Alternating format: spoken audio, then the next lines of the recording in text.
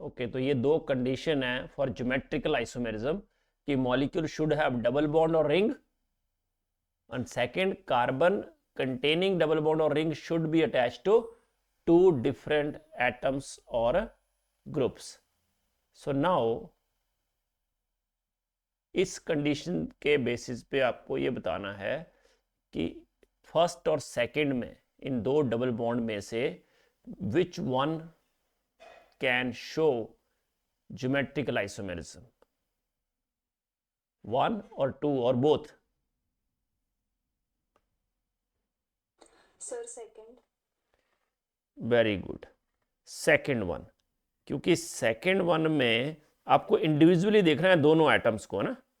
जैसे अगर मैं फर्स्ट की बात करूं तो फर्स्ट में क्या है कि एक साइड तो दोनों मिथाइल ग्रुप लगे हैं, तो कार्बन जो डबल बॉन्ड को कंटेन करता है उस कार्बन के साथ दोनों साइड क्या हैं, ओनली मिथाइल ग्रुप्स।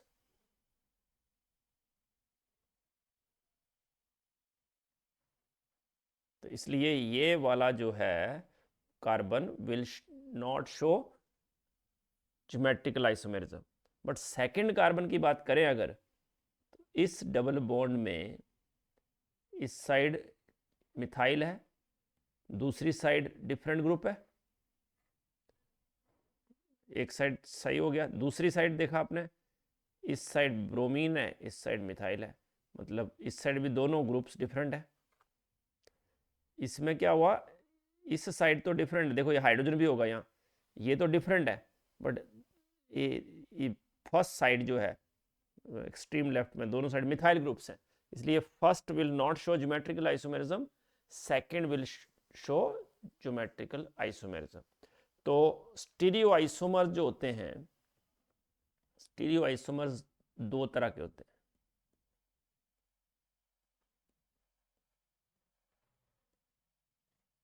एक ज्योमेट्रिकल आइसोमर्स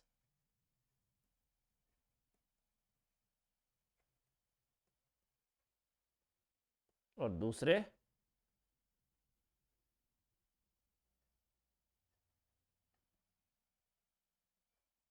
ऑप्टिकल आइसोमर्स। तो ज्योमेट्रिकल आइसोमेरिज्म तो हो गए, मतलब ये ज्योमेट्रिकल आइसोमेरिज्म शो करेगा, मतलब ये डबल बॉन्ड को बोलते हैं स्टीरियो सेंटर, तो एक डबल बॉन्ड स्टीरियो सेंटर की तरह बिहेव करेगा। अब दूसरी condition, condition for optical activity,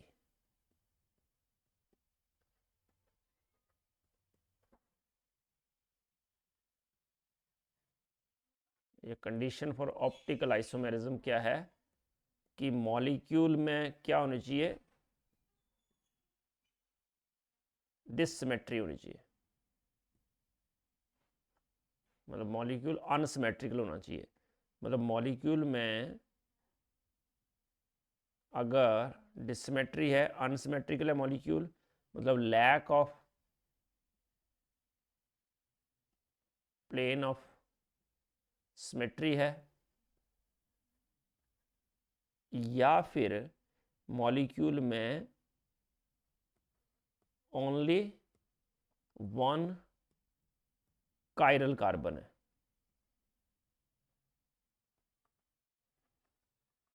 एक से ज़्यादा हो तो हो सकता है कि प्लेन ऑफ सिमेट्री हो जाए, सिर्फ एक ही कायरल कार्बन है तो भी वो ऑप्टिकली एक्टिव होगा।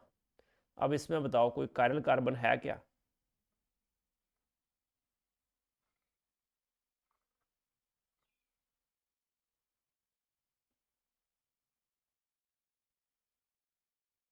Is there any chiral carbon?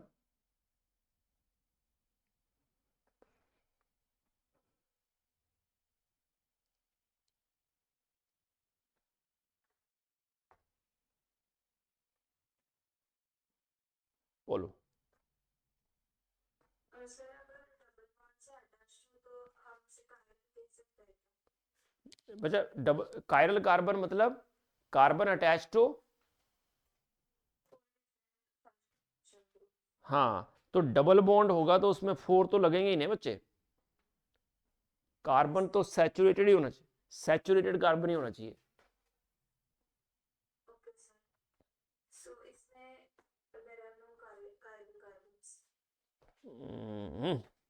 और कोई? देखो, इस कार्बन को आपने बोल दिया कि चार ये हाइड्रोजन सेम है तो ख़त्म होगी इसकी बात। ये भी सैचुरेटेड है बट 3 सेम हाइड्रोजन है। ये भी सैचुरेटेड है बट यहाँ भी हाइड्रोजन होगा, यहाँ भी हाइड्रोजन होगा। बट ये कार्बन जो है बच्चे, इधर हाइड्रोजन होगा ना, तो इस कार्बन के साथ यस सर। ये ब्रोमीन, ये हाइड्रोजन, ये पूरा ग्रुप, ये पूरा ग्रुप डिफरेंट हो गए 4। Yes sir. तो इसका मतलब ये वाला कार्बन कायरल है। तो इसका मतलब this molecule has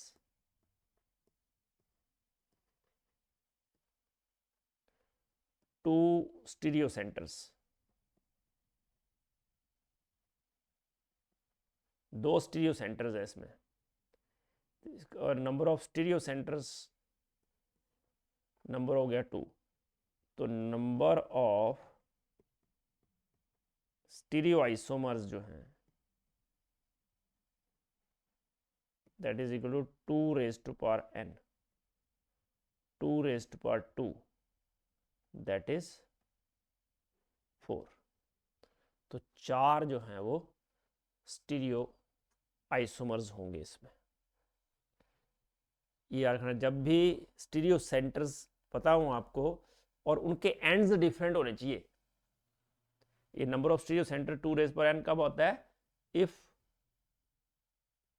ends are different. और हमारे सिलेबस में एंड्स डिफरेंट वाला ही केस है, बाकी नहीं है 12th तक। तो आपको जब भी नंबर ऑफ स्टीरियो आइसोमर निकालने हो तो आपको ये देखना है कि स्टीरियो सेंटर कितने हैं और 2 की पावर n कर देना है। ठीक है? कैसे किया समझ में आया? एक कायरल कार्बन था, एक स्टीरियो सेंटर था, दूसरा डबल। आपने ये कैसे पता किया कि स्टीरियो सेंटर कितने हैं और कहाँ पे? एक तो ये जो डबल बॉन्ड है जो ज्योमेट्रिकल आइसोमेरिज्म शो करवा सकता था, क्योंकि इस डबल बॉन्ड के अक्रॉस क्या था कि ये ज्योमेट्रिकल आइसोमेरिज्म की कंडीशन सेटिस्फाई हो रही थी, ये दोनों। तो उसको हम स्टीरियो सेंटर बोलेंगे। दूसरे डबल बॉन्ड को स्टीरियो सेंटर नहीं बोलेंगे क्योंकि उसमें वो कंडीशन सेटिस्फाई नहीं हो रही है। और दूसरा है कायरल कार्बन। तो कायरल कार्बन आपने देखा कि यहाँ 4 डिफरेंट ग्रुप्स अटैच थे। ये शो नहीं हो रहा है हाइड्रोजन, है ना, पर मैंने क्या बोला कि कार्बन कितने बॉन्ड बनाता है? 4। तो एक बॉन्ड उसने बनाया था इधर, दूसरा ये, तीसरा, तो चौथा ऑब्वियसली कौन सेटिस्फाई कर रहा होगा? हाइड्रोजन। ठीक है, समझे? इसलिए ये कायरल सेंटर था।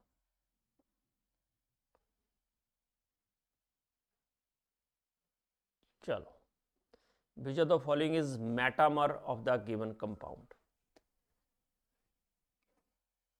बोलो।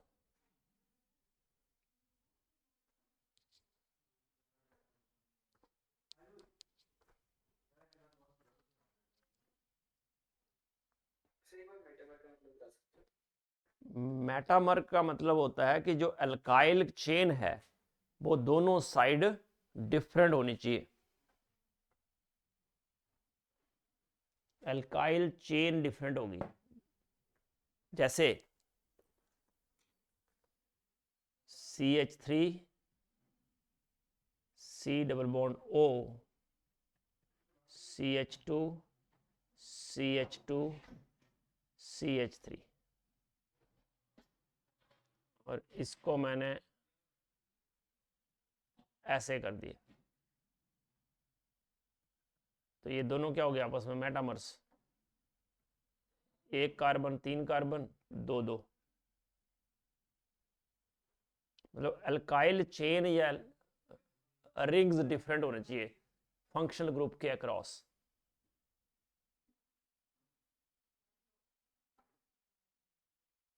अब यहां फंक्शनल ग्रुप क्या है, ये फंक्शनल ग्रुप है। तो इसमें एक साइड बेंजीन रिंग है, एक साइड साइक्लोहेक्सेन है ना। अब हमने क्या किया, हम साइक्लोहेक्सेन इधर ले आए, बेंजीन रिंग दूसरी साइड ले जाए, तो हो गया ना मेटामर। Yes sir. चलो D option is correct.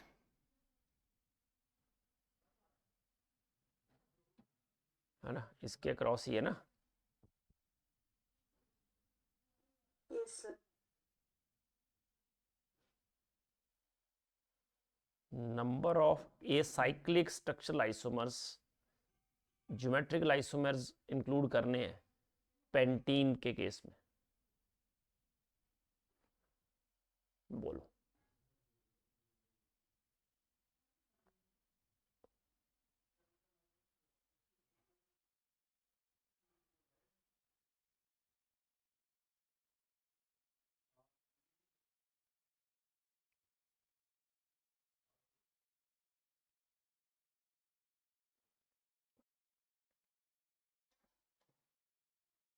Acyclic मतलब रिंग स्ट्रक्चर नहीं होंगे, क्योंकि अगर आपने पेंटीन लिखा है तो देखो CH3 CH2 CH2 CH double bond CH2, ये हो गया। तो ये तो ऐसे भी बना सकते थे ना, है ना, क्योंकि ये बनेगा C5H10। तो साइक्लोपेंटेन भी अपने ये बोल रहा है कि ये नहीं, साइक्लिक नहीं लेने हैं, ओनली ए साइक्लिक।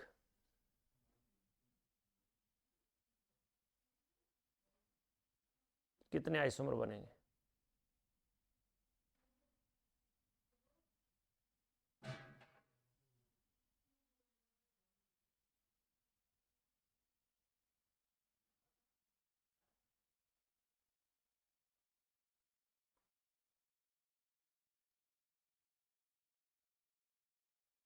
बोलो बोलो।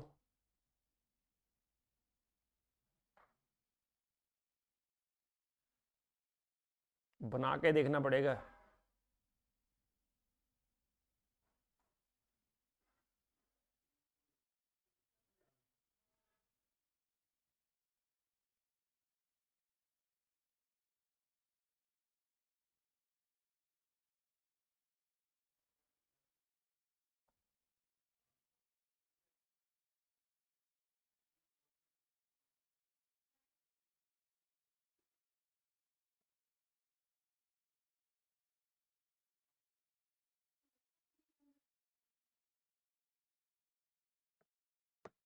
बनाओ।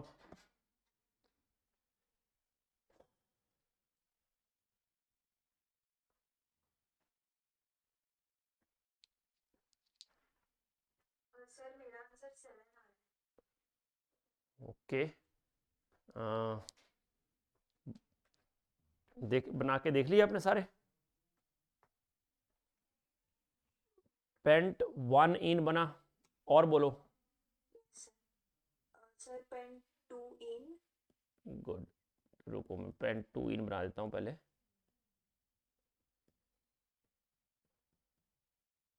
ओके, देन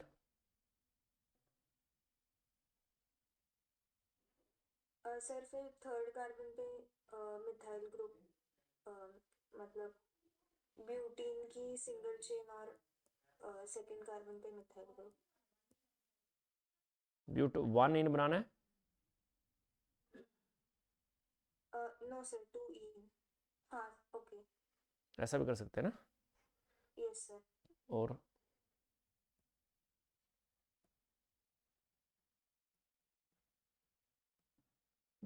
ऐसे कर दो।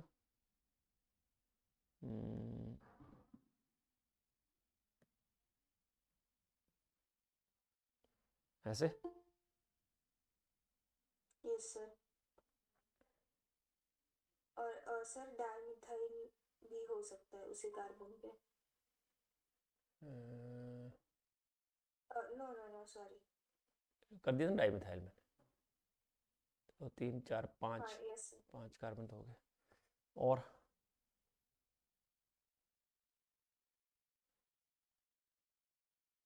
अच्छा, इसको मैं आगे ले जाऊं, है ना, CH3 CH ऐसे कर दूं।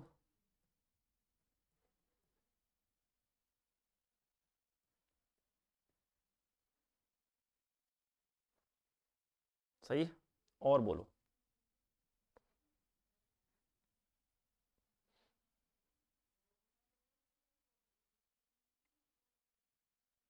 और कौन सा, 7th कौन सा, 6th कौन सा?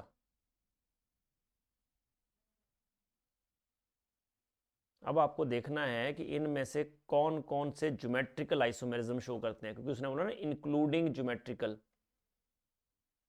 तो 1 बाय 1 देखो, मैं नंबर दे देता हूं पहले, 1 2 3 4 एंड 5। अब बोलो इनमें से कौन कौन सा ज्योमेट्रिकल आइसोमेरिज्म शो कर सकता है?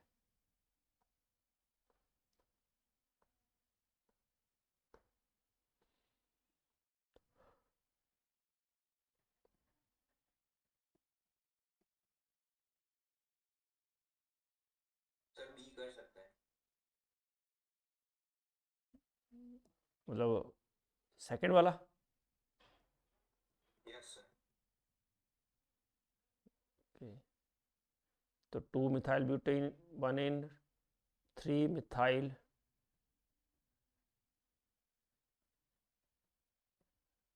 बाकी कोई नहीं।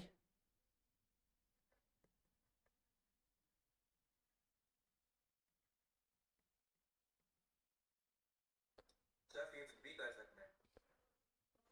फिफ्थ कैसे कर सकता है, बताना जरा। सर एक बार एक लगा हुआ है, एक बार वो प्रोपाइल ग्रुप है। ठीक है, और दूसरी साइड? और दूसरी साइड सर एक बार एच है, एक बार दूसरा एच है, तो 6 बन जाएगा ना। ए बेटा, ज्योमेट्रिकल आइसोमेरिज्म की कंडीशन मैंने अभी बताई थी। ज्योमेट्रिकल आइसोमेरिज्म की कंडीशन क्या है कि जो कार्बन जिसमें डबल बॉन्ड है, that should be attach to 2 different atoms और ग्रुप्स। तो दो तो हाइड्रोजन अलग अलग हुए ना, ये अलग अलग हुए कि सेम ही हुए ना हाइड्रोजन? ये दोनों हाइड्रोजन डिफरेंट होने चाहिए ना, मतलब hydrogen yes sorry, sir, yes sir. Groups different होने चाहिए ना, तो हाइड्रोजन ही है। कार्बन कंटेनिंग डबल बॉन्ड के साथ सेम ग्रुप्स अटैच है, इधर भी सेम ग्रुप्स अटैच हैं। तो सर 2 ही हो।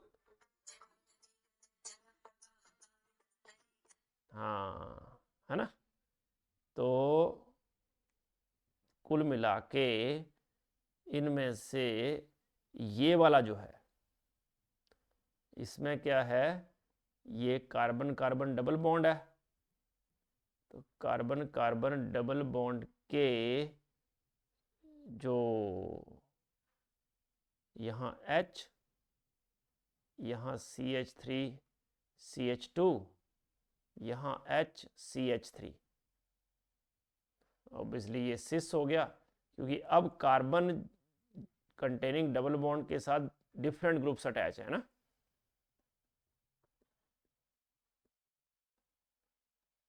तो ये सिस और ट्रांस हो जाएगा। समझ गए? तो टोटल यस सर। कुल मिला के ये 6 बनेंगे।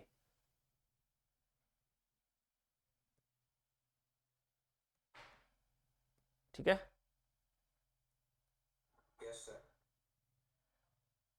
नेक्स्ट बताओ, total number of possible stereoisomers of dimethyl cyclopentane. Dimethyl cyclopentane,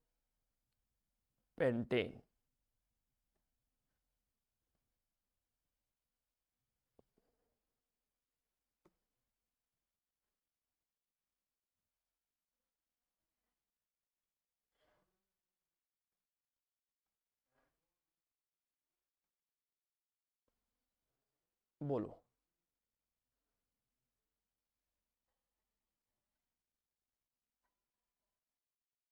तो डाई साइक्लोपेंटेन तो है ही ये, तो पहले तो साइक्लोपेंटेन बना लो।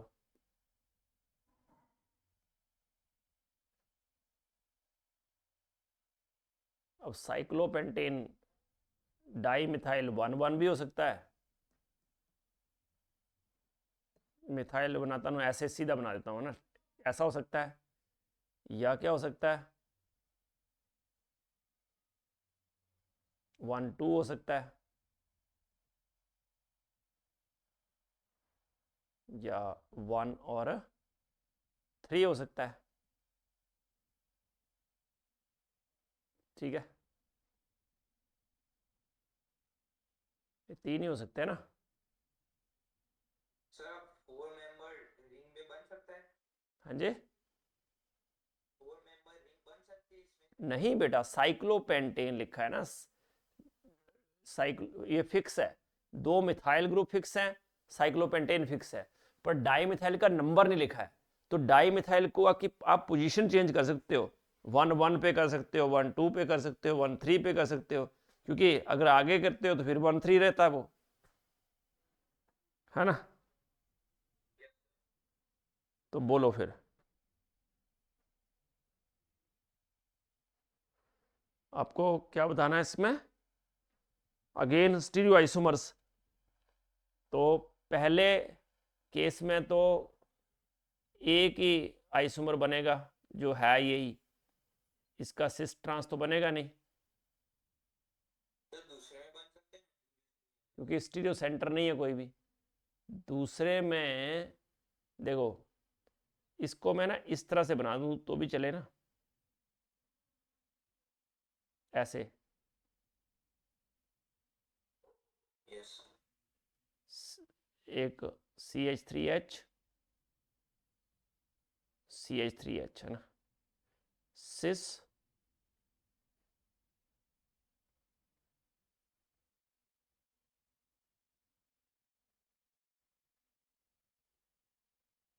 और ट्रांस,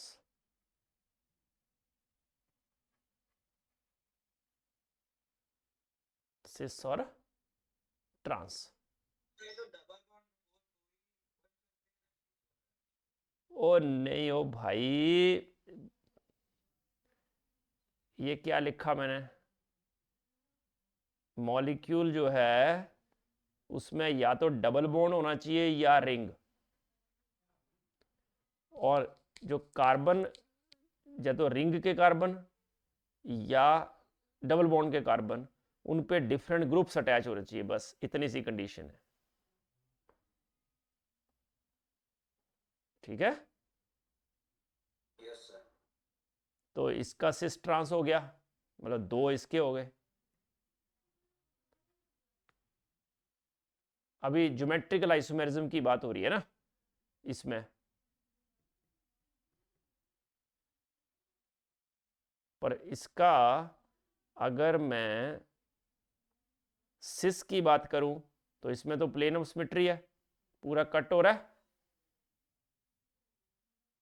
बट ट्रांस जो होता है उसमें प्लेन ऑफ सिमेट्री नहीं रहेगी, है ना, इक्वल हाफ में कट नहीं हो रहा है ना, इसका मतलब ये ट्रांस आइसोमर जो है इज कायरल, क्योंकि उसकी तो कंडीशन है, क्या कंडीशन है कि जो मॉलिक्यूल है उसमें क्या होना चाहिए, इसमें क्या है, ये कार्बन कैसा है, कायरल कार्बन ही है ना ये, यस। चारों डिफरेंट ग्रुप अटैच है, तो कायरल कार्बन तो है, बट इसमें प्लेन ऑफ सिमेट्री आ गई, डिससिमेट्री भी होनी चाहिए ना, तो इसमें प्लेन ऑफ सिमेट्री आ गई, इसलिए ये कायरल होगा, ये कायरल नहीं होगा ना, तो इसका तो एक ही स्टीरियो आइसोमर बनेगा, बट इसके कितने बन जाएंगे, अगेन 2, तो ये तो टोटल कितने हो गए, एक ज्योमेट्रिकल तो थे ही और ट्रांस का एक कायरल भी हो गया, तो टोटल स्टीरियो आइसोमर कितने हो गए इसके, इसका 1 और इसके कितने हो गए 3। है ना। अब आ जाओ 1,3 पे। 1,3 पे भी ऐसा ही है, ये CH3, ये H, ये भी H और ये CH3,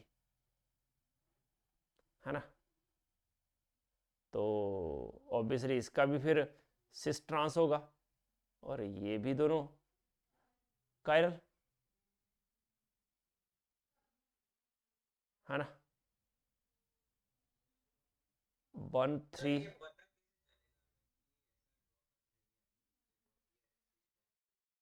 कैसे पता चलेगा? आप कैसे भी कर लो ना, अगर ऐसे ही किया आपने और इन दोनों को देख रहे हो तो भी कर सकते हो।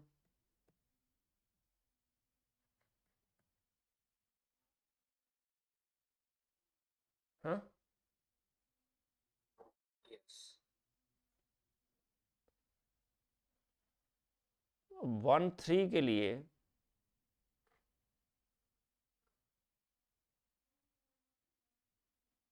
1 और 3,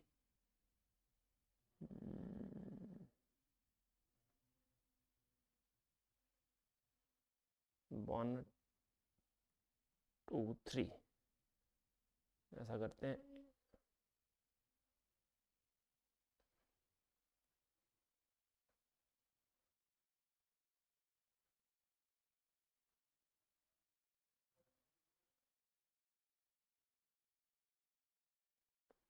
एक हो गया,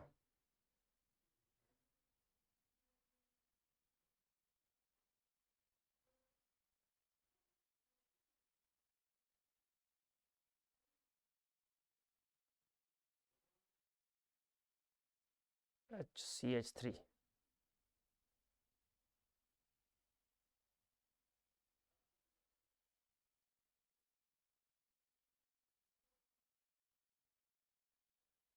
ये क्या हुआ, ये कौन सा हुआ पहले वाला,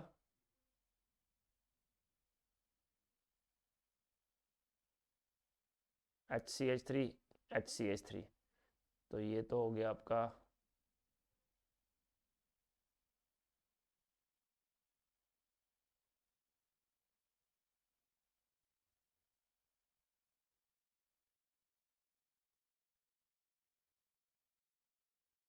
ट्रांस,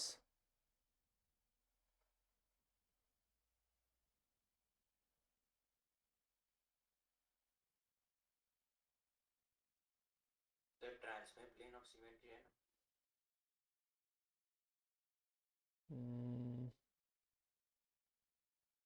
ट्रांस में प्लेन ऑफ सिमेट्री आ गया ना।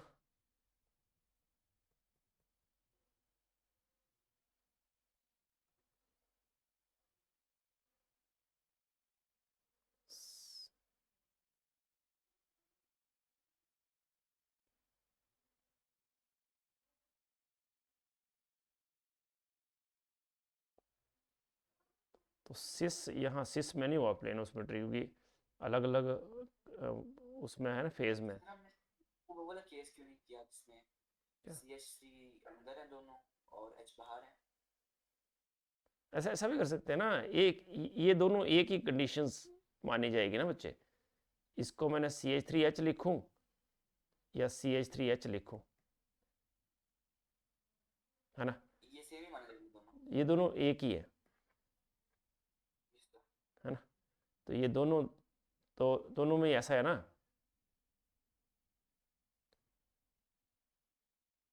H CH3 CH3 H,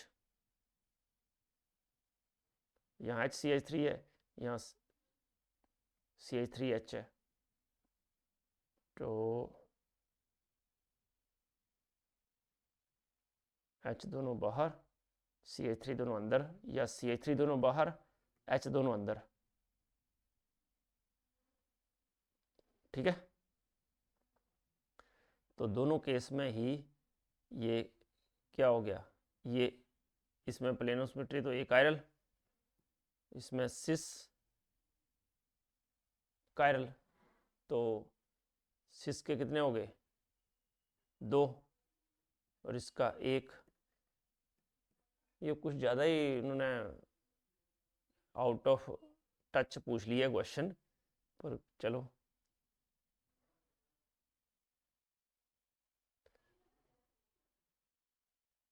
क्या आंसर है इसका?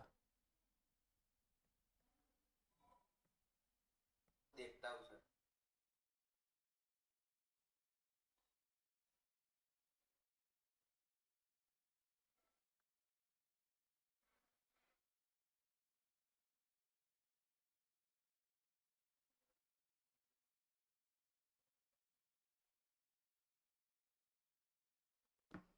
सर 6 दे रखा है। 6? Yes sir.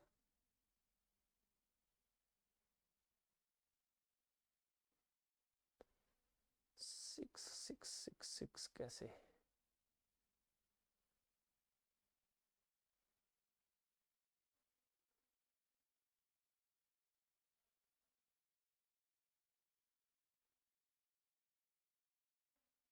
स्टीरियो, तो ये मुझे लग रहा है कि जिसमें ये ज्योमेट्रिकल आइसोमेरिज्म नहीं होता है उसको स्टीरियो आइसोमर नहीं मानते होंगे, उसको भी तो लेना ही पड़ेगा ना।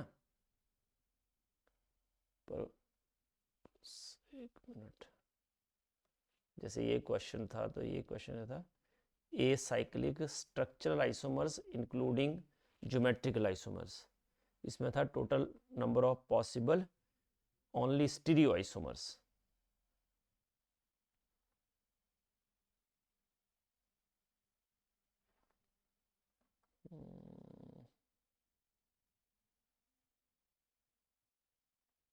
सिस ट्रांस स्टीरियो आइसोमर हो गए, स्ट्रक्चर लेना ही नहीं है, तो इसका मतलब इसको इंक्लूड नहीं कर रहा है वो, क्योंकि इसमें तो आइसोमेरिज्म हो ही नहीं रहा ना, ना तो ज्योमेट्रिकल ना ही ऑप्टिकल, यस सर, ऐसा ही है ना। तो इसको नील कर देंगे तो आएगा ये 6, है ना, क्योंकि इसका आइसोमेरिज्म हो ही नहीं रहा ना 1,1 डाईमिथाइल साइक्लोपेंटेन में, तो क्योंकि सिर्फ वो स्टीरियो आइसोमर ही पूछ रहा है, अगर टोटल आइसोमर पूछता तो 7 हो जाते,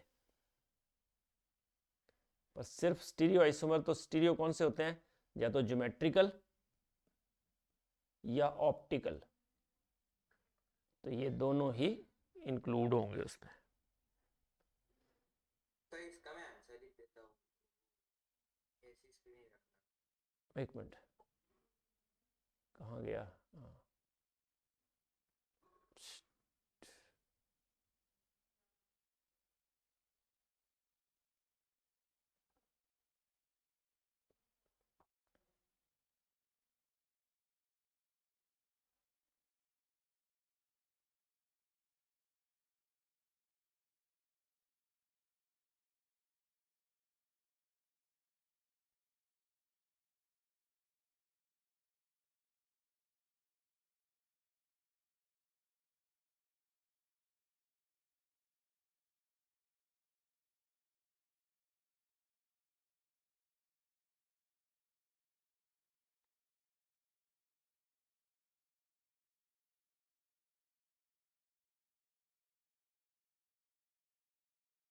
सर एक स्लाइड वो आगे वाली करो।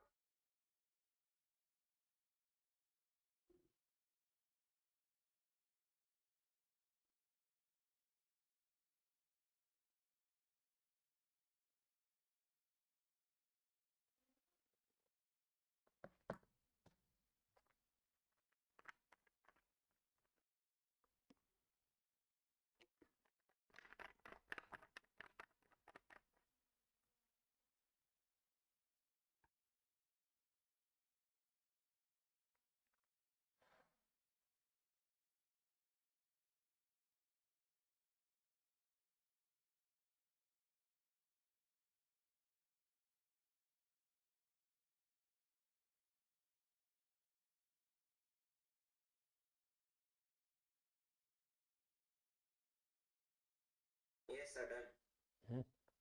हो गया, ओके।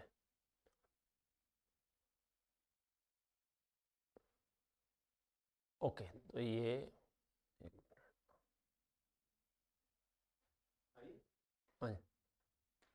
जी।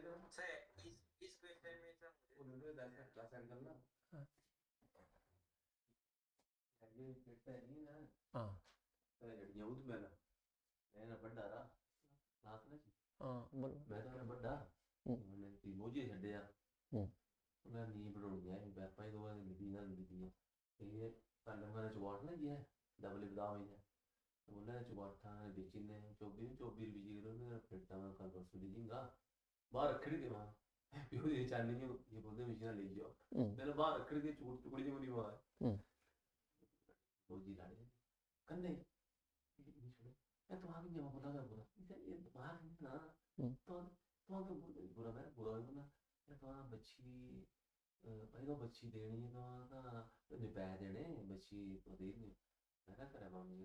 कौन बोला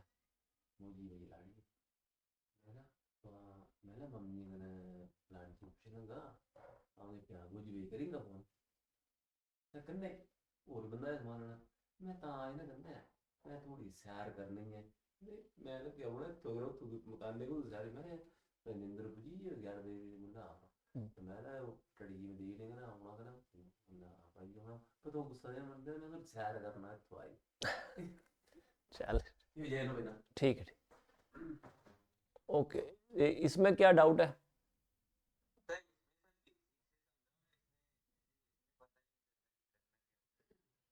ओके पहली तो बात कि इलेक्ट्रोफिलिक सब्स्टिट्यूशन रिएक्शन क्या बात कर रहे हैं हम इलेक्ट्रोफिलिक पहले बताओ इलेक्ट्रोफाइल क्या होता है जो इलेक्ट्रॉन लविंग होता है इलेक्ट्रॉन लविंग स्पीशीज मतलब इलेक्ट्रॉन डेफिशिएंट होगा वो क्योंकि इलेक्ट्रॉन अगर वो इलेक्ट्रॉन डेफिशिएंट है तो कहाँ अटैक करेगा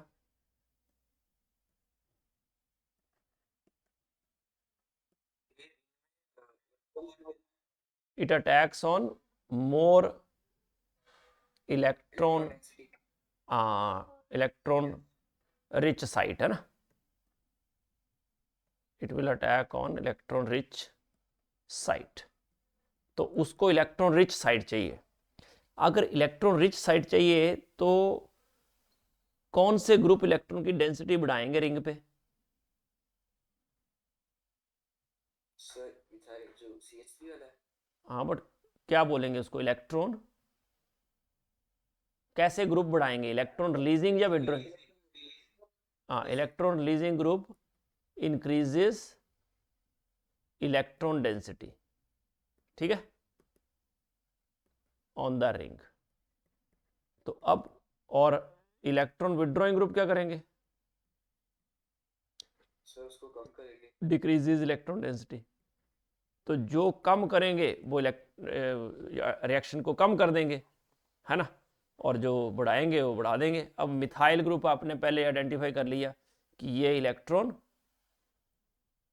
कैसा ग्रुप है ये रिलीजिंग ग्रुप है रिलीजिंग ग्रुप है किस वजह से है plus I only plus I hyper conjugation plus I and hyper conjugation क्योंकि रिंग के नेक्स्ट कार्बन पे सैचुरेटेड कार्बन पे हाइड्रोजन्स भी हैं है ना इसलिए प्लस आई इफेक्ट भी लगेगा हाइपर कॉन्जुगेशन भी लगेगी और कोई ऐसा ग्रुप है जो रिलीज कर रहा है इलेक्ट्रॉन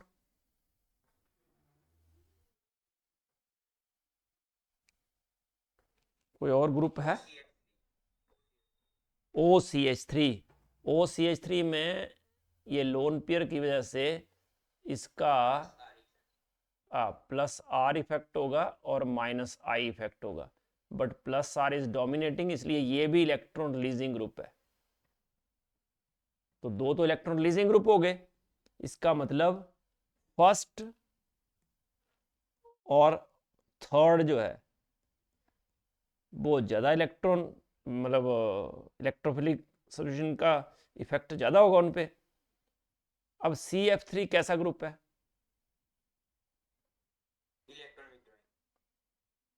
इलेक्ट्रॉन विदड्रॉइंग ग्रुप है ये इसमें रिवर्स हाइपर कॉन्जुगेशन होती है मैं उसमें डिटेल में नहीं जा रहा हूँ बट फ्लोरीन मोर इलेक्ट्रोनेगेटिव है तो इलेक्ट्रॉन को खींच लेगा तो ऑब्वियसली सेकंड से कम रिएक्टिव हो जाएगा। मतलब याद रखना कि इलेक्ट्रोफिलिक सब्स्टिट्यूशन रिएक्शंस में जो रिलीजिंग ग्रुप्स हैं वो रिएक्टिविटी को बढ़ाते हैं और विड्रॉइंग ग्रुप रिएक्टिविटी को कम करते हैं। इतना समझ में आ गया? अब बताओ मिथाइल और मिथॉक्सी में कौन ज्यादा रिलीजिंग ग्रुप है? Methoxy due to plus R effect. तो इसका मतलब third is more than first, then second and then fourth. That's it. Sir plus R hyperconjugation ज्यादा होता है ना? बिल्कुल, रेजोनेंस सबसे ज्यादा, उससे कम हाइपर कॉन्जुगेशन, उससे कम inductive. This is the order. Yes sir. ठीक है, सर ये रखना प्लीज। ओके। तो याद रखना, अब electron releasing group increase the reactivity of electrophilic substitution reactions and electron withdrawing group decrease the reactivity towards electrophilic substitution reactions.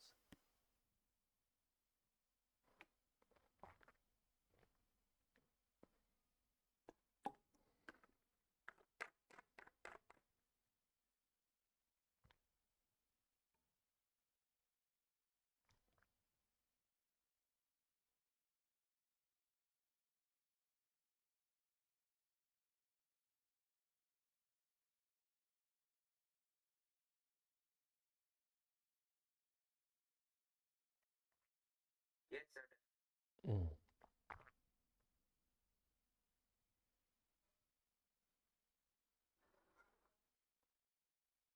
Sir हमें ये कैसे पता चला कि सेक्शन पिछली साइड करना प्लीज। हाँ, हमें ये कैसे पता चला कि CF3 इलेक्ट्रॉन विड्रॉइंग ग्रुप है? बिकॉज उसके पास एक खाली स्पेस बचा इसलिए। नहीं नहीं, फ्लोरीन इलेक्ट्रॉन नेगेटिव है ना, इलेक्ट्रॉन नेगेटिव है, अच्छा। तो फ्लोरीन इलेक्ट्रॉन को खींच लेगा अपनी तरफ। Yes sir. ओके,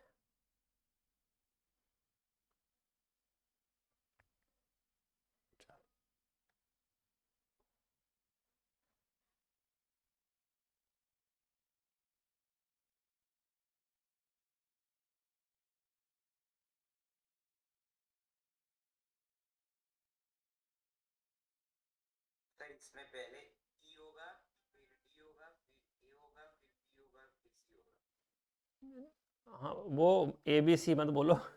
सिर्फ अभी मुझे ये बताओ कि पहले कैसे सोचना है कि अभी मैंने बताया था इलेक्ट्रोफिलिक सब्स्टिट्यूशन रिएक्शंस की बात हो रही है। अगेन इलेक्ट्रोफिलिक सब्स्टिट्यूशन रिएक्शन में जो हैं they are directly proportional to electron releasing group. जितना ज़्यादा इलेक्ट्रॉन रिलीजिंग ग्रुप होगा उतना रिएक्टिविटी को बढ़ा देगा, और inversely proportional to electron withdrawing group. अब इनमें अगर देखो आप तो सिर्फ ये इलेक्ट्रॉन विड्रॉइंग ग्रुप लग रहा है, दिख रहा है आपको?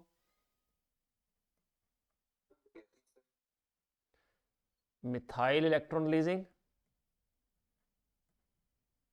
OCH3 due to the presence of lone pair electron releasing group है। ये भी इलेक्ट्रॉन रिलीजिंग ग्रुप है, बट यहां पे इलेक्ट्रॉन रिलीजिंग है ड्यू टू प्लस आर, ये इलेक्ट्रॉन रिलीजिंग है due to hyper conjugation and plus I. इसलिए अब ये सी और डी, ई और डी में which one has more electron releasing effect?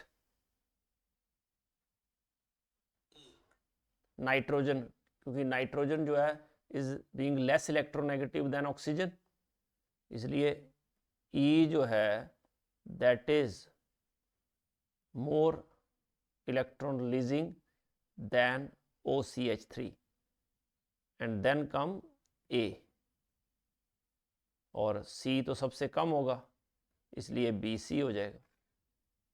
Sir ji, sir हम इसमें ऐसा कर सकते हैं कि ये जो नाइट्रो के ग्रुप है तो वो सपोर्ट करेंगे इलेक्ट्रॉन डोनेट करने के लिए। करेंगे, बट बेटा एट द सेम टाइम वो रेजोनेंस को कम करते हैं, याद है आपको SIR,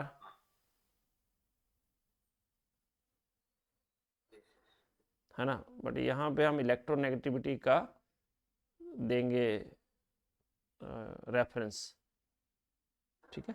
yes sir. Okay,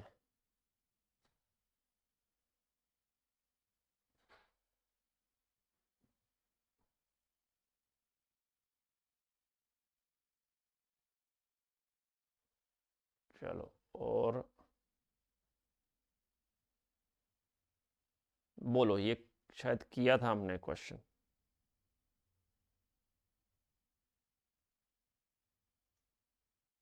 sir इस सेशन में मैं नहीं था इसलिए। चलो कोई नहीं,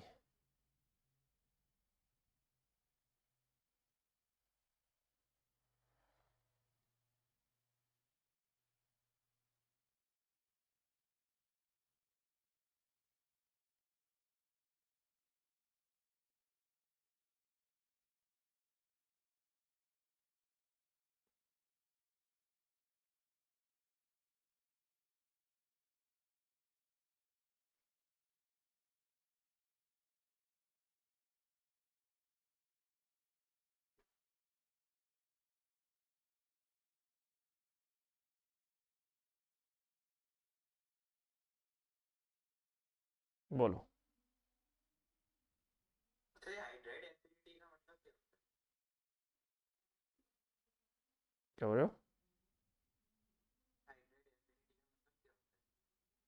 हाइड्राइड एफिनिटी का मतलब क्या होता है? हाइड्र H नेगेटिव कि जितना पॉजिटिव चार्ज ज़्यादा होगा ना, है ना, अनस्टेबल होगा, उतनी जल्दी वो H नेगेटिव को अट्रैक्ट करेगा ना।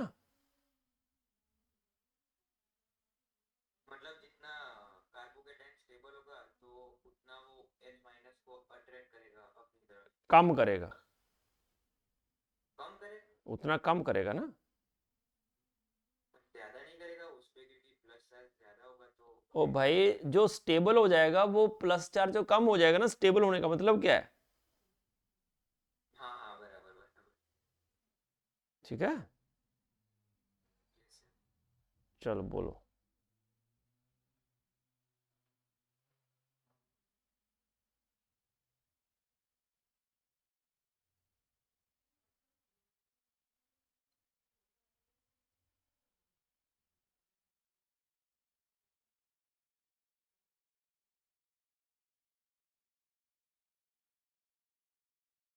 सर इसमें जो साइक्लो ग्रुप है डी में, तो वो तो इलेक्ट्रॉन डोनेट करेंगे ना सी और डी में तो।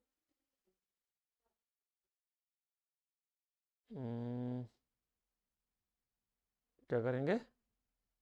वो तो इलेक्ट्रॉन डोनेटिंग ग्रुप लगे तो वो तो स्टेबल करेंगे ना कार्बोकेटाइन को, तो सी और डी का तो सबसे लेस होना चाहिए। अब पहले ना स्टेबिलिटी ऑर्डर बता दो मुझे, चलो।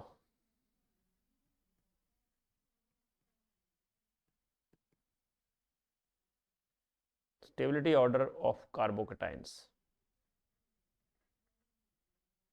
सर टेस्टी की सबसे ज्यादा होती है, किसके। Tasty carbocation. हाँ तो बेटा सारे ही टर्शरी कार्बोकेटाइन है ये। बस सबसे ज्यादा सी का होगा। देखो ना, फिर एक कार्बन अटैच है ना सारी जगह, yes sir. All are tertiary. But ये जो साइक्लोप्रोपाइल होते हैं ना, उनका पी बेंट होता है ये वाला ना, तो that will interact with the unhybridised P orbital of carbocation, और इसलिए ये जो डी वाला है दैट इज मोस्ट स्टेबल, ठीक है। उसके बाद ये फिनाइल वाले जो हैं वो प्लस सार इफेक्ट शो करते हैं, मतलब रेजोनेंस करते हैं कार्बोकेटाइन के साथ, इसलिए बी आएगा। उसके बाद ये दोनों मिथाइल हैं और ये फिर आ गया रेजोनेंस, तो इसलिए ए आएगा और फिर सी आएगा। यहाँ रेजोनेंस रेजोनेंस हो रही है ना,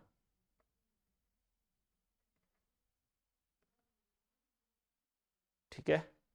बट साइक्लोप्रोपाइल रिंग्स जो हैं they exhibit due to bent, जो ये ऑर्बिटल इसके बेंट ऑर्बिटल होते हैं उनकी वजह से ये ज़्यादा इंटरेक्ट करता है पॉजिटिव चार्ज, मतलब अनहाइब्रिडाइज्ड पी ऑर्बिटल से कार्बोकेटाइन के, इसलिए सबसे स्टेबल डी होगा। तो ये स्टेबिलिटी ऑर्डर होगा अगर, तो हाइड्राइड का ऑर्डर क्या होगा? इससे उल्टा हो जाएगा। हाँ, हाइड्राइड एफिनिटी जो है सबसे ज़्यादा होगी किसके लिए?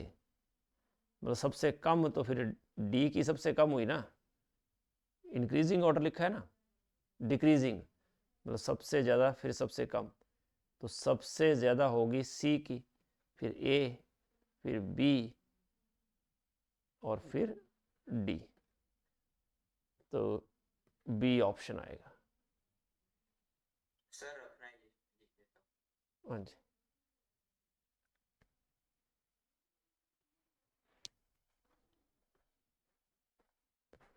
तो साइक्लोप्रोपाइल रिंग्स जो हैं उनके लिए एक स्पेशल रखना याद ये कि दे आर मोस्ट स्टेबल।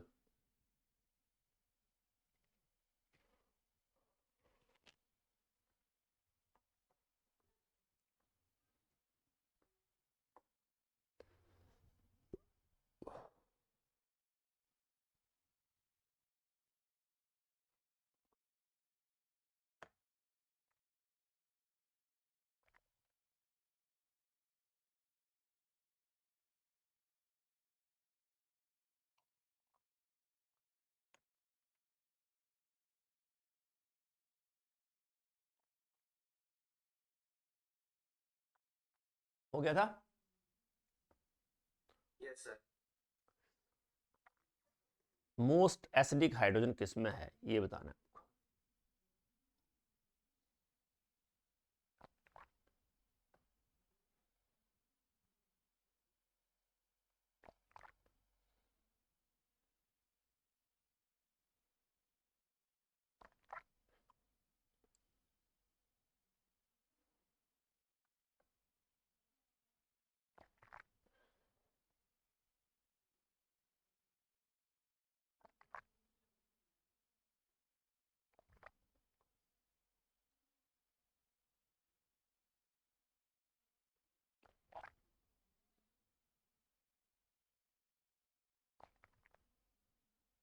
बोलो।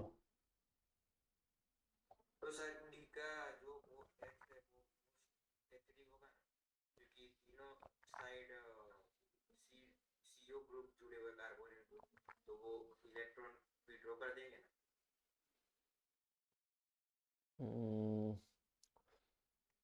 सही बोल रहा है।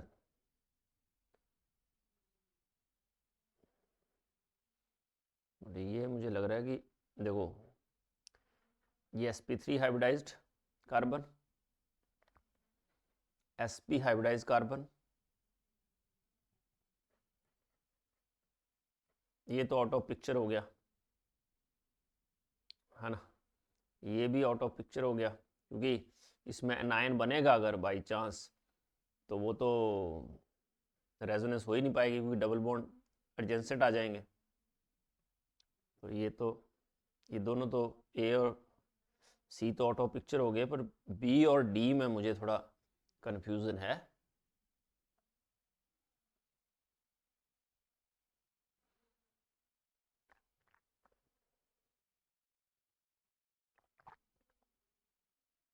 क्योंकि ये कार्बन है sp3,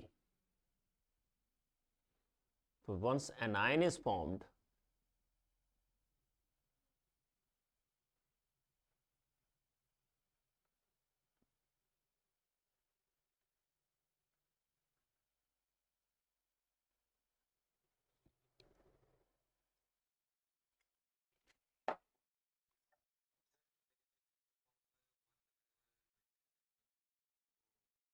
प्लस आर शो करेगा ना, माइनस है, तो डी सबसे ज्यादा हो सकता है। हो सकता है, बट पहले निकालना जो है सबसे निकालना भी इसमें से ही इजी होगा। ये CH बॉन्ड, ये sp हाइब्रिडाइज कार्बन है तो ज़्यादा इलेक्ट्रॉन खींच लेगा ना इजिली।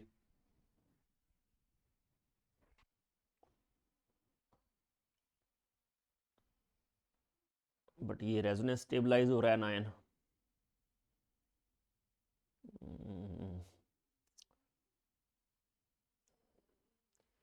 तीनों इलेक्ट्रॉन विदड्रॉइंग ग्रुप्स भी लगे हैं।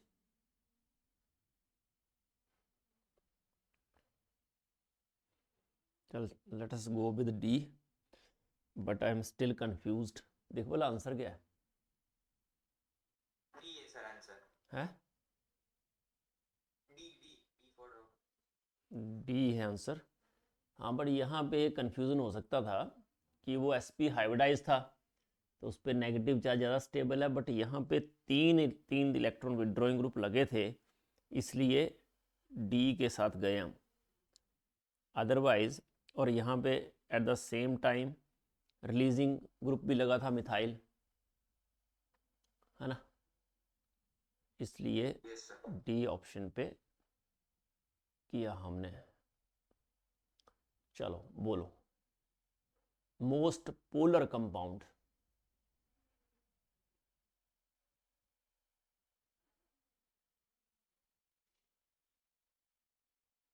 सर वो वही होगा आई गेस जिसका इंडक्टिव इफेक्ट सबसे ज्यादा होगा।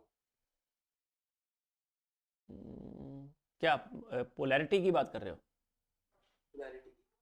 हाँ हाँ ठीक है, बट यहाँ पे पंगा क्या है कि फ्लोरीन जो है वो तो सब में है, देखो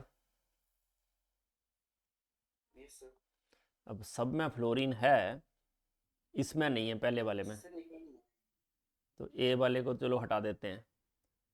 बट इसमें देखो जितना polarity due to this F होगा उतना पोलैरिटी ड्यू टू दिस होगा, एक दूसरे का इफेक्ट कैंसिल कर देंगे। ये अप, ये ऐसे है ना, ये तो अब अगर देखे जाए तो किसके साथ जाना चाहिए? सी के साथ जाना चाहिए। सी के साथ, है ना?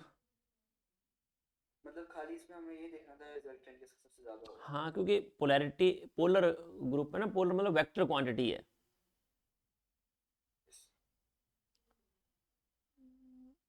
क्या नाम है बता भाई? हाँ सर देखता हूँ सर। सी एकदम है ना, तो ऐसे करके देखना था इसको कि जो वेक्टर सम है वो किसका सबसे ज़्यादा होगा। सिंपल मतलब वेक्टर फिजिक्स का अगर वेक्टर आता है ना किसी को तो वो आराम से इस क्वेश्चन को कर सकता था। अच्छा, on the treatment of the following compound with a strong acid, most susceptible site for bond cleavage. Strong acid के साथ रिएक्शन करवाना है तो हमें ये बताना था कि सबसे जल्दी अटैक कहाँ होगा, किस साइड पे,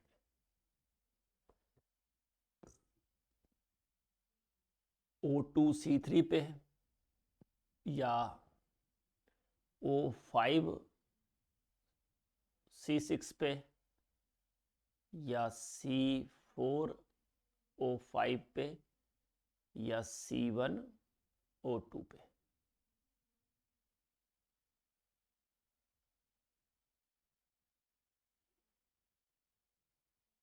क्योंकि एसिड क्या देगा, H+, तो हमें बताना था कि मोस्ट ससेप्टिबल साइट कौन सी होगी।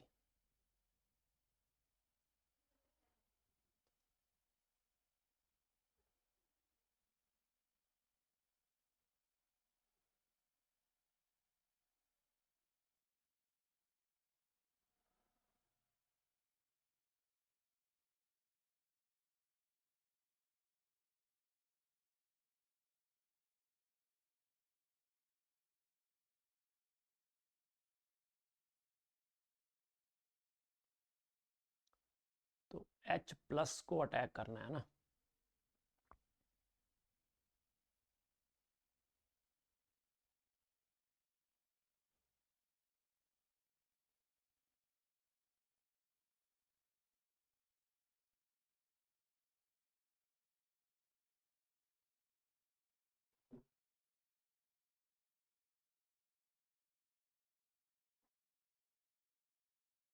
बॉन्ड क्लीवेज करना है इसका। हाँ,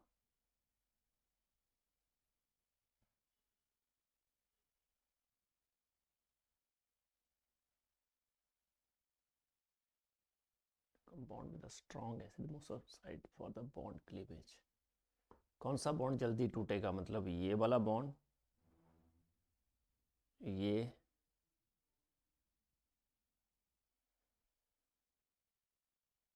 ये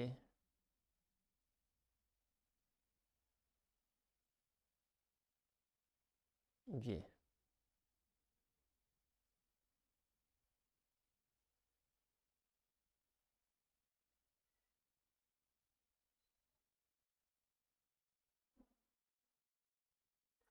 सर जब हम स्ट्रॉन्ग एसिड के साथ ट्रीटमेंट करेंगे तो वो कौन सी साइड पर पहले अटैक करेगा?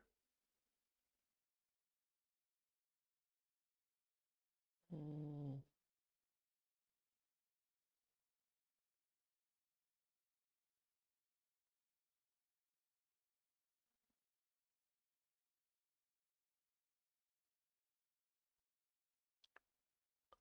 हमें ये देखना है,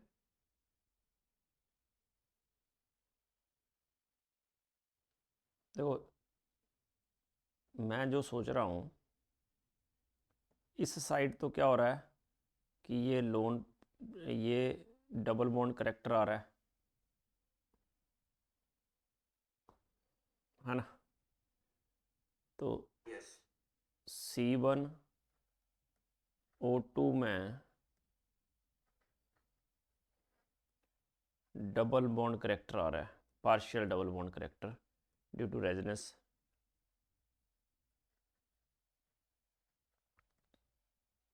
तो टूटना थोड़ा डिफिकल्ट हो जाएगा। अब आ जाओ O2 और C3। अगर मैं इसको ब्रेक कर देता हूँ,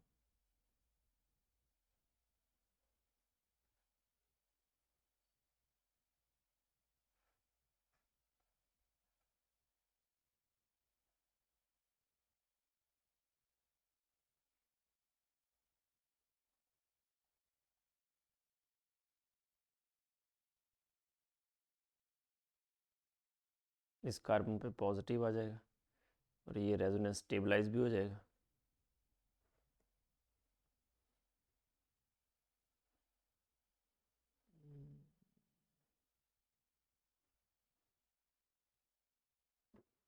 और यहाँ कॉन्जुगेशन भी नहीं है।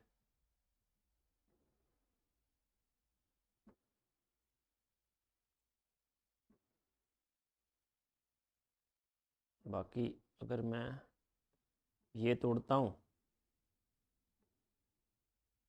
तो ये रेजोनेंस स्टेबलाइज नहीं हो रहा और ये भी रेजोनेंस स्टेबलाइज नहीं हो रहा।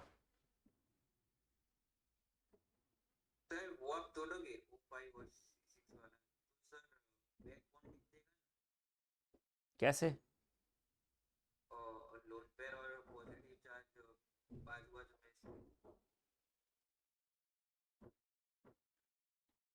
कैसे बताना जरा। मैं नहीं, तोड़ता हूँ, वो ये है,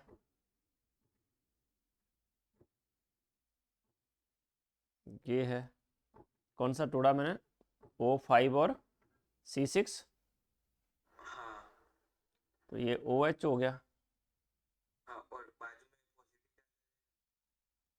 इस पे पॉजिटिव आएगा। हाँ वो वाला। सर आपने वो अभी ड्रॉ किया था वो कौन सा था? वो O के लोन पेयर और उसके बाजू में जो पॉजिटिव था वो? ये वाला था। अच्छा वो वाला था। तो सर उसमें बैक बॉन्डिंग होगी? बैक बॉन्डिंग नहीं, रेजोनेंस स्टेबलाइज हो जाएगा ना वो कार्बोकेटायन। अच्छा हाँ, बराबर बराबर। ऐसा मैं मान के चल रहा हूँ कि ऐसा पॉसिबिलिटी है।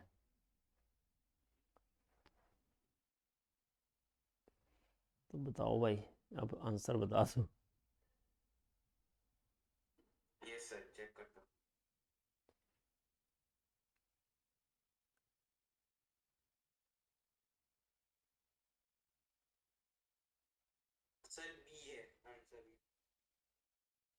O5C6 क्यों? हाँ सर, उसमें ऐसा किया है कि ये आपने ये करा ना, मतलब ब्रेकिंग। कार, हाँ हाँ ब्रेक की ना, तो फिर उसमें ऐसा लिख रहा है lone pair of electrons on O2 is involve in resonance with C double bond C, hence O2 will not be protonated. The lone pair of electrons on O5 is not involved in resonance with C double bond C, hence O5 will be protonated.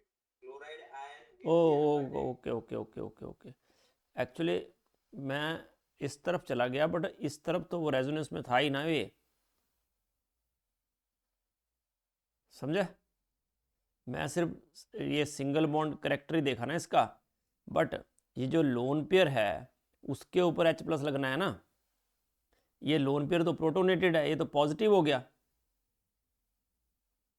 Yes. तो इसके ऊपर positive आ गया, तो H plus इस पे attack करना जो है वो तो पॉसिबल ही नहीं है, समझे? Yes sir. इधर ये लोन पेयर जो है that is intact, it is not involve anywhere in resonance, है ना? तो अगर रेजोनेंस में ये इन्वॉल्व नहीं है तो ये लोन पेयर इजीली अवेलेबल है फॉर H प्लस, तो ये H Yes प्लस। sir, मतलब ये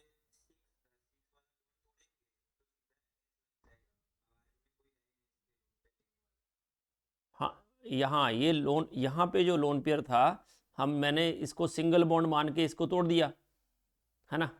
बट ये तो सोचा ही नहीं कि ये O जो है वो इस साइड तो कॉन्जुगेशन में है ही ना, तो ड्यू टू दिस कॉन्जुगेशन इस O पे तो पार्शियल पॉजिटिव चार्ज है ही, इसको मैं बोल रहा हूँ पार्शियल डबल बॉन्ड करेक्टर है, इसलिए तोड़ नहीं रहा हूँ, है ना? तो अगर इस पे पार्शियल डबल बॉन्ड करेक्टर है तो इस पे पार्शियल पॉजिटिव भी तो है, समझे? yes sir. तो इस पे पार्शियल पॉजिटिव होने के चक्कर में H प्लस साइन इस पे अटैक नहीं करेगा इजीली, और इसके ऊपर इजीली अटैक हो जाएगा। ओके,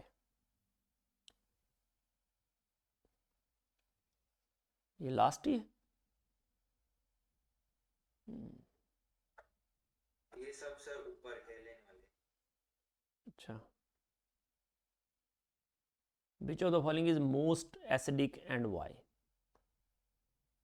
सर 2 होगा ना, क्योंकि N पॉजिटिव के ऊपर जब पॉजिटिव चार्ज होता है N पे तो वो लग रहा है माइनस आई देता है, और F भी माइनस आई देगा।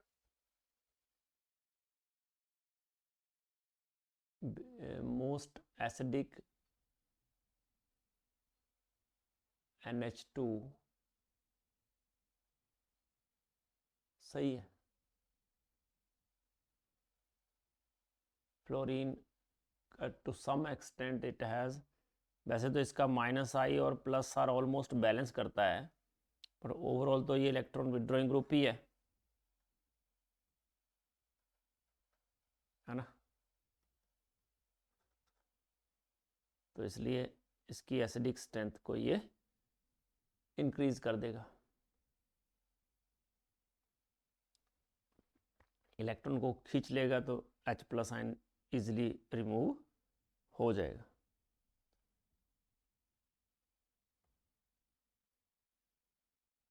ये क्वेश्चन भी आपने भेजे थे?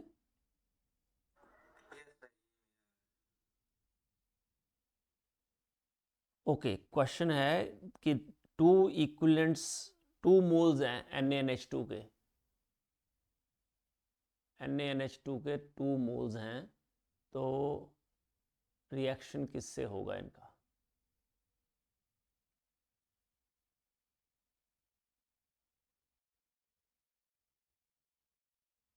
तो पहले तो बात हो रही है कि एक है आपके पास COOH,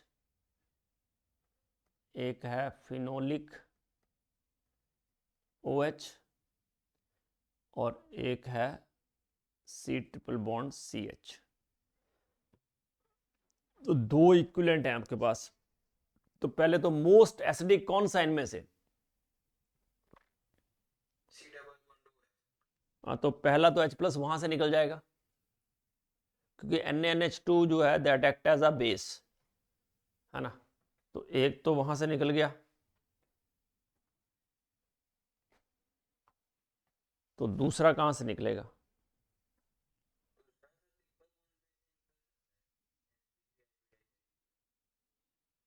ओ से क्यों नहीं? ओ से क्यों नहीं? उससे तो सब वो तो रेजोनेंस में नहीं चला जाए। हाँ, तो फिनोल और sp हाइब्रिडाइज कार्बन में से वो ज़्यादा एसिडिक होना चाहिए ना। अच्छा हाँ, फिनॉल ज्यादा एसिडिक है। फिनोल तो ज़्यादा एसिडिक ही है। हाँ तो उससे निकलेगा। आंसर देख ले।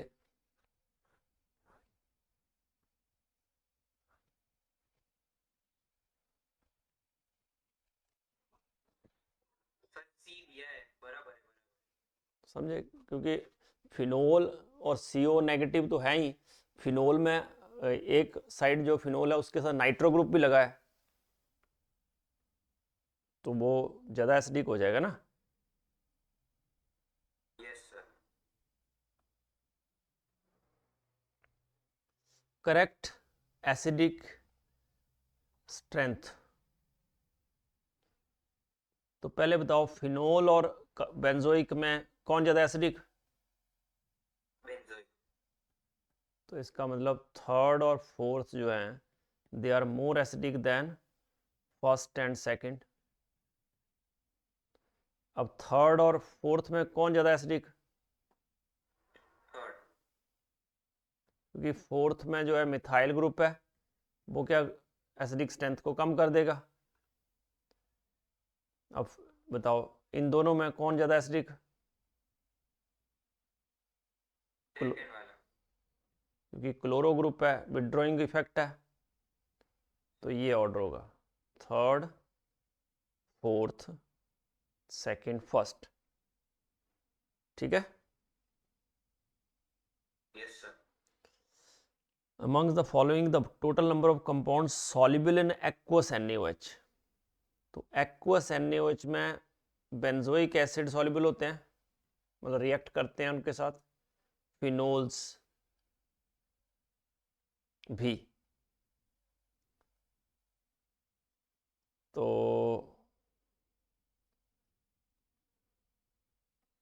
ये हो गया, ये हो गया,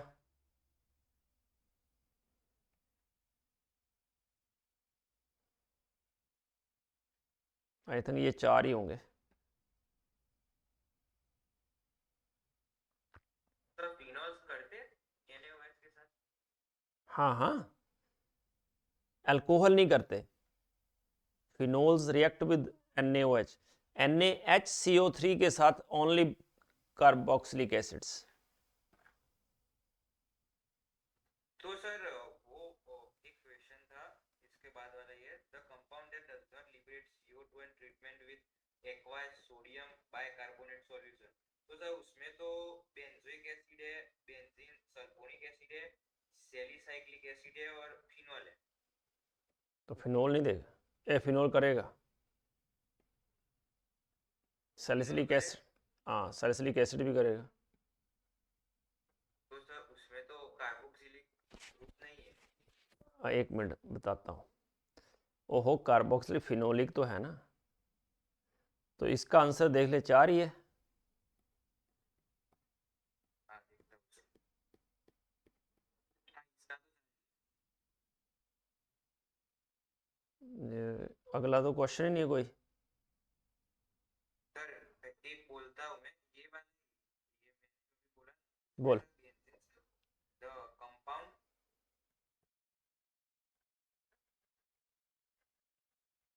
that does not liberate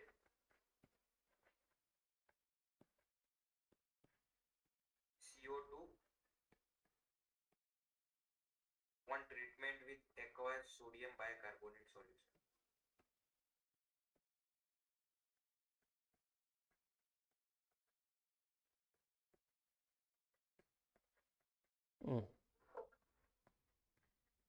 तो सर ऑप्शन है बेंजोइक एसिड, फिर दूसरा है बेंजीन सल्फोनिक एसिड, तीसरा है सैलिसिलिक एसिड और चौथा है फिनॉल।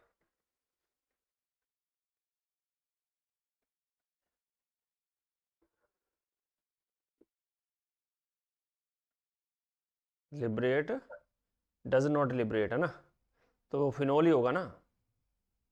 वो नहीं था, वो तो पता है फिनॉल होगा, लेकिन ये कार्बोनिल है डबल ओहो, sulphonic acid is more acidic then benzoic acid. तो मतलब जो ज्यादा बेंजोइक एसिड से एसिडिक होगा तो वो तो देगा ही, वो तो देगा ही ना, H+ देना है उसको बस। H प्लस देना है। है ना। हाँ, तो सॉल्यूशन था तो उसमें उसमें Na लगता था फिनॉल पे, तो H वहां पे सर रिलीज कर देता था, तो यहाँ पे H क्यों नहीं रिलीज कर क्योंकि पाता? यहाँ कार्बोनिक एसिड बनता है ना, वहाँ वाटर बनता है। कार्बोनिक एसिड तो ज्यादा है। ठीक है। हाँ, तो मतलब सर वो रिएक्शन है वो स्ट्रॉन्ग एसिड से वीक एसिड जाना चाहिए। हाँ तो जो कार्बन ये H2CO3 से ज्यादा एसिडिक जो होगे वही रिएक्टेंट में बस बस बस, सही। सर ऐसा कोई इसका ऑर्डर है एसिडिक स्ट्रेंथ का? एसिडिक स्ट्रेंथ के तो बहुत सारे ऑर्डर्स हैं, मैं भेज दूंगा आपको, है ना। ओके, और सर वो अब प्योरिफिकेशन वाले बहुत ज्यादा बस नेक्स्ट क्लास में प्योरिफिकेशन ही करना है आपको। अच्छा, तो मैं आपको उसके क्वेश्चन सेंड कर हाँ दूं? ओके ओके सर, ठीक। ठीक है। ओके। कल होगी सर क्लास? हाँ सर वैसे कल होगी। कल आपका क्या है कल? सुना तो कल रात को बड़ा ज्यादा चेंजेस वगैरह हो सकते हैं। संडे को क्या है? अच्छा, संडे को है मेरा फंक्शन है, मतलब अच्छा सर आप संडे को ले सकते हैं शाम को, क्योंकि मेरा 2 से 5 होगा फंक्शन। चल ठीक है, देख ले।